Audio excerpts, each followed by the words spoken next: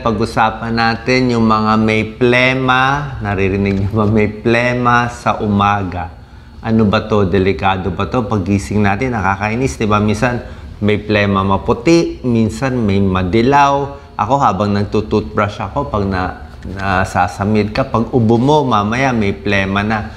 Ano ba tong morning cough or morning phlegm? So alamin natin kung delikado o hindi. Yan. So may condition na hindi delikado, merong mga posibleng sakit na babantayan din. Tingnan natin kung ano dito. So, yung baga natin, minsan may plema, may toxin, may inflammation. Kaya pag namagayan, maglalabas ng plema, madilaw, maberde. Depende sa oras ng paglabas ng plema, medyo mahuhulaan natin kung ano yung sakit Pag katulad nito, kung madaling araw, yan, hinihingal, inuubo, pwedeng hika. Paghiga, pag humiga ka ng flat, pwede siyang GERD. Kasi nga nangangasim ang sikmura Pag sa gabi, mas malala, pag nakahiga, minsan postnasal drip, sipon o hika.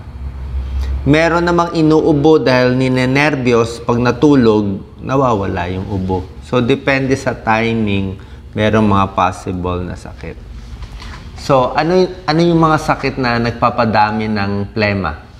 Actually, isang problema kung naninigarilyo kayo. Pag smoking, merong smoker's cough talaga nasisira yung baga.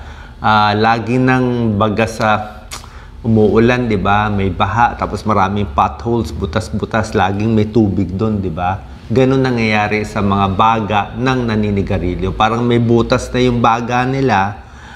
Dahil doon, lagi na nag-iipon yung plema, kaya kahit anong gawin ng smoker, paggising nila may plema. Ayaw natin na may sira-sira na yung baga, tamaan pa ng bacterial pneumonia, delikado, hindi makakahinga. So, smoking, tigil para hindi masira. Tayong hindi naninigarilyo, may problema tayo, pollution. Pollution sa Maynila, sa mga cities, di ba talaga? Pag maraming pollution, minsan gusto natin mag-jogging, ay puro pollution naman nalalangap, nakakasira din ng baga. Okay, merong mga bronchitis, bronchiectasis sa mga COPD. Depende sa kulay. Pasensya na po, ito kulay ng plema. Sa kulay ng plema na makikita, posible mahuhulaan nyo yung sakit. Pag clear na malalapot, pag dahak sa umaga, okay lang clear. Pag puti-puti, minsan normal, minsan may sakit. Ito pag yellow or green, di ba? Ang lapot, green. Pwedeng may sipon, pwedeng trangkaso, pwedeng pulmonya. Ito pag mas brownish yan, pulmonya to Pag maitim, hindi rin maganda to, fungal infection. Ayaw natin may dugo, okay? Pag may dugo, ang plema, hindi good sign, di ba? Alam niyo naman, dugo Merong mga sakit sa puso na heart failure, nag-iipon ng tubig dito, pagdahak, parang mapula-pula. Pero merong pula na dugo talaga from pwedeng lung cancer, pwedeng tuberculosis. Papacheck tayo sa doktor. Huwag matatakot agad. Meron namang dugo na kakaubo, nasugat lang sa lalamunan, baka doon lang. So pag may morning cough kayo at phlegm, katulad ko, may morning cough and phlegm ako, ito yung mga possible na sakit. Pwedeng sipon, allergy, sinusitis, pwedeng GERD, acid. Umakit yung acid kaya naglalapot yung lalamunan, sigarilyo at mga lung problems at smoking. Unahin natin, okay? Hanapin nyo kung saan kayo dito. Pag dito, hindi naman masama Itong mga iba, hindi naman delikado. Ayaw natin dito sa mga may talagang chronic infection. So, palagay natin postnasal drip. Yung laging paghiga, ito nga, akin parang sinusitis, allergy. So, parang lagi may tumutulo, di ba? Parang lagi may makati dito. Parang may makati na gumagapang dito. So, postnasal drip yan, galing yan sa sipon. Ang mga sintomas ng postnasal drip, yung boses mo magbabago, yan. Okay, inom na maraming tubig.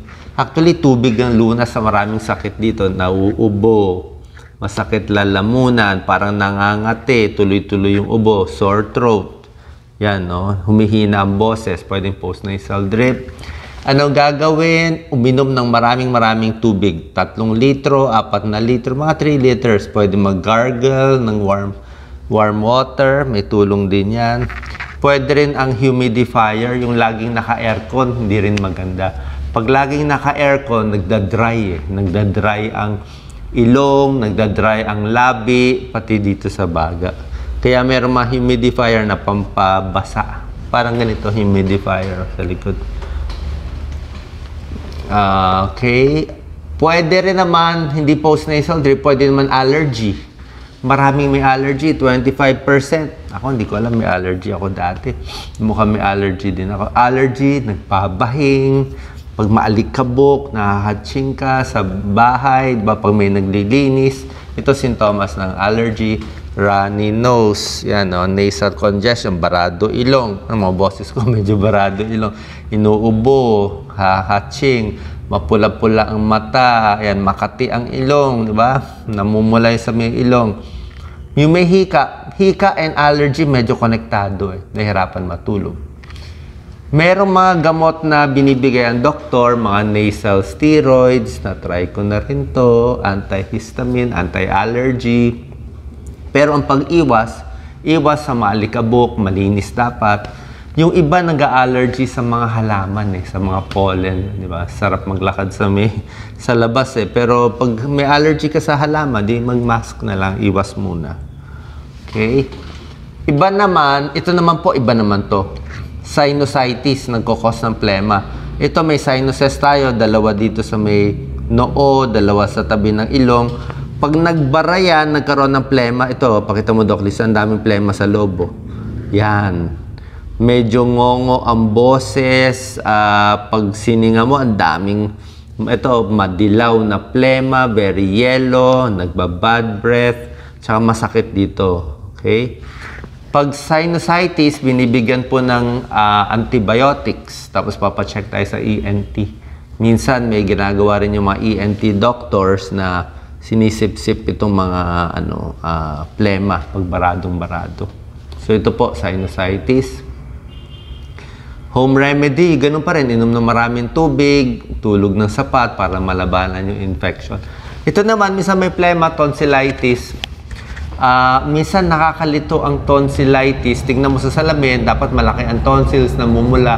Minsan to, sa dila mo, pasensya na, sa dila mo, pwede mo ipasok yung dila mo, maramdaman mo kung medyo namamaga. O yung sa tonsils mo, o hindi. O tingnan mo sa salamin. Pag nakita mo may parang nana doon, may lalo na kung may puti, bacterial infection yan. Kailangan antibiotics, 7 days to 10 days kung tonsillitis. Pero minsan naman, masakit lalamunan mo, kala mo tonsillitis, pero hindi naman tonsillitis. Okay?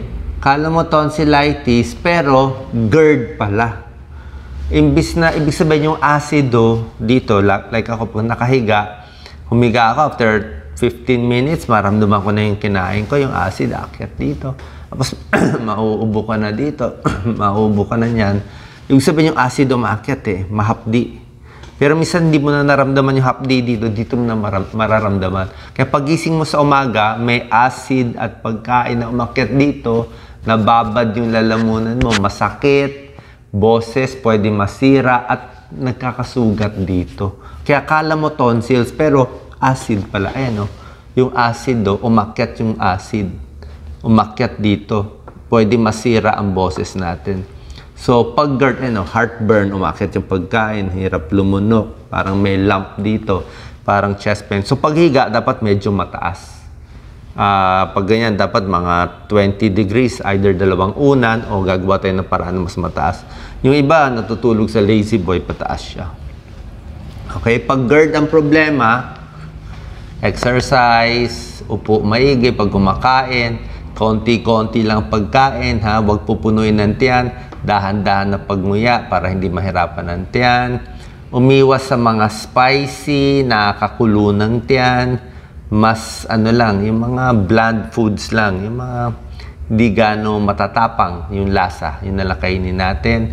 Maluwag lang ang pantalon, huwag masyadong magmaong na masikip. Pag naipit ang tiyan mo, aakyat yung kinain mo. Pag higa, yan, nakataas siya, nakataas. Bawas alak, iwas kape, at maghintay ng 3 hours. Ako, minsan 3 hours, kulang pa eh. Kung kakain ka ng 6, 7 ng gabi, ang tulog mo mga 10 o 11. So, kung matutulog ka ng 9, dapat alas 6 pa lang kumain ka na. Kundi mag-iipon yan. So, yan ang problema sa GERD. Okay? Tapos, isa pang problema, merong basic tips din para pangtanggal ng plema. Ito naman yung mga tinuro ko kanina, yung mga post-nasal drip, allergy, mga tonsillitis. Basically, gusto mo mabasa eh. Maraming tubig iniinom. Kung teacher kayo, nagsasalita, kumakanta, dapat 3 litro, 4 na litrong tubig para hydrated. Kasi lalo na kung mainit, di ba? So, pwede maraming tubig pag inom, pwede rin tubig may asin, ginagargle, matanggal yung mga nana dito. Steam inhalation. Kung ayaw mo mag-steam inhalation, pwede maligo ng mainit eh. Diba? Pag maliligo ka, shower, medyo mainit na tubig, sara mo yung banyo mo. Malanghap mo yan, mababasa lahat, pati yung dito sa loob, maganda po yun.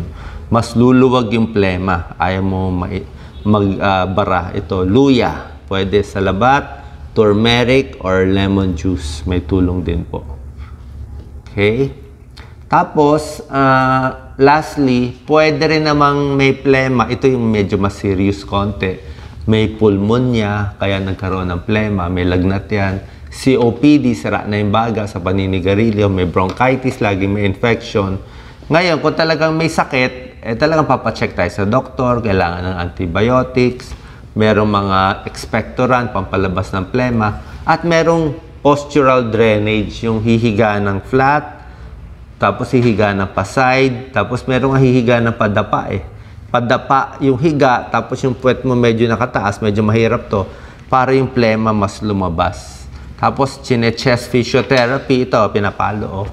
Palo-palo dito, pag nakadapa, pinapalo dito sa likod. Malakas ang palo. Para maalog yung plema, nakadikit yung plema sa baga, matanggal yung plema, tapos pag umakyat na dito, half mo, para paglabas, mailalabas mo yung plema. Napakahalaga paglabas ng plema kasi pag tumatanda tayo, lalo na yung may edad na talagang matanda na, may pulmonya, bago sila pumapanaw, hindi na nalalabas yung plema. Naiipon na dito. So, pasalamat tayo na nalalabas natin yung plema. Kasi oras na hindi na natin malalabas yan, magbabara na yan, hindi tayo makakahinga. Okay? So, tigil sigarilyo, tigil sa mga pollution, controlled coughing, may tulong po yan. Okay? And lastly, warning sign, syempre, ayaw natin uubo o may dugo. Kaya yung pag-ubo, ganito lang, half lang. Huwag mo idahak na parang babaliktad yung bitukan nyo kasi delikado. Pag umubo ng dugo, ayaw natin. Basta may dugo, maraming possibilities, kasama ang lung cancer. Pero meron din iba. Okay, sana po nakatulong tong video. Pasensya na medyo mahaba. Para malaman, so most likely naman kung pwedeng hindi delikado yung plema mo or kung duda ka na baka merong mas serious na dahilan, doon tayo magpapacheck sa ating pulmonologist or lung doctor.